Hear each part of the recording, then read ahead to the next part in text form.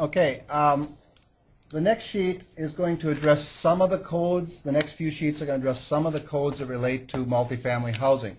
Now, I've put this in here kind of as a convenience for you so we don't have to look up everything. But obviously there's going to be more code issues that relate to multifamily housing, but I'm highlighting a few. And the purpose of this is to show you that, you know, the code book is somewhat hard to understand and hard to read unless you really dig into it. And so I've kind of highlighted with a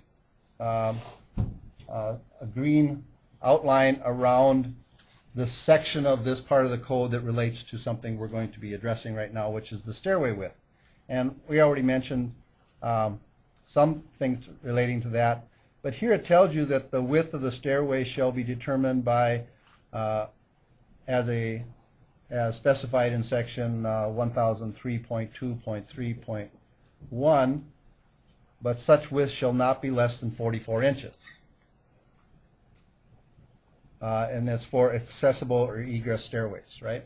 So that's what our stairway, it's a minimum of 44 inches clear inside, which again is a little bit wider than a typical residential stairway, right, which is 36. In this case, it has to be a minimum of 44. It talks about spiral stairways. We don't have to deal with that. It talks about aisle stairways. We don't have to deal with that. Where a stairway lift is installed, a stairway lift is one of those assemblies that goes into a stairway where there's a chair on it and hydraulically it can carry a handicapped person to the second floor. We don't need that in this building, but if that were the case, you would have to meet that requirement. It talks about headroom. Stairway shall have a minimum headroom clearance of 80 inches. That's pretty standard. There's where, down below there, and it talks about the minimum stair tread and risers, and that's something we've already discussed. So we'll just go on to the next page. Again, I've highlighted an area about stairway landing, and I guess I've already somewhat talked about that as well. There shall be a floor or landing at the top and bottom of a stairway with the width of the landing shall not be less than the width of the stairway. Every landing shall have a minimum distance measured in the direction of travel equal to the width of the stairway. Such dimension need not exceed 48 inches. So even if you have a 6 foot wide or 60-inch wide stairway, you still wouldn't have to go wider than 48 inches. Okay? So it's a minimum width of the stairway up to 48 inches, and then beyond that it can go. It doesn't have to be more than 48 inches.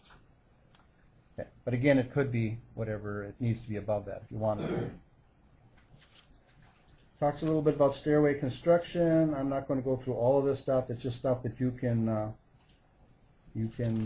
refer back to. We'll go back to the next page where it talks about egress. And so I've given you a diagram of the the egress path of our building, and you can see that when you're leaving any apartment, the recommended path would be if you're on the back of the building to go out the back door, or if you're on the front of the building to go out the front door, coming down a stairwell, which way you would go. And so the little red arrow shows the direction of the pathway of exiting the building. We'll go to the next page where it talks about exit access. And I highlighted this section only because it talks about when these egress requirements come into effect and when they don't. It talks about when exit access arrangements shall be complied with under section 1004. Exit access design requirements, exit access doorway requirements. 2 exits or exit access doorways shall be from any space shall be provided where one of the following conditions exists. The occupant load of the space exceeds the value in the table. The common path of egress travel exceeds the limitations of section 1004.2.5. Then there's some exceptions. Exit access doors required by section 1004.2.3.2. Occupancy groups I2 occupancies. So that's institutional occupancies, so we're not in an institutional occupancy, so that exception does not apply. So you can tell by reading some of this stuff that it's kind of put together by an attorney, right? So it's kind of hard to follow sometimes. So spaces with one means of egress. If you look down there, I've kind of highlighted that in our occupancies where the maximum occupancy load is 10 people, you can get by with one means of egress. That's the 10 stands for maximum number of people in the building. Well, obviously we have an 8-plex, so you might say, well, there's only 8 people in there, but that's 8 families, right? So 8 families, an average family of 3 people, so 3 times 8 is 24 people. We would need 2 access. So that's kind of how you might interpret that code. Okay, so we can flip to the next page. Again, I've put a little box around 2 exits or exit access doorways.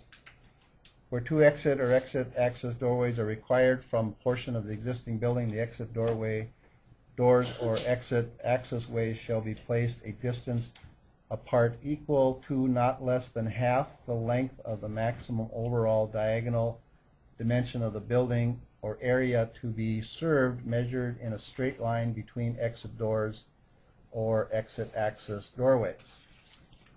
So interpreting that, that's going to tell you the maximum distance or the minimum distance apart that those doors have to be. Okay, so you can't have your 2 exits too close together. They have to be a certain distance apart in the building. Then it also gives you an exception there.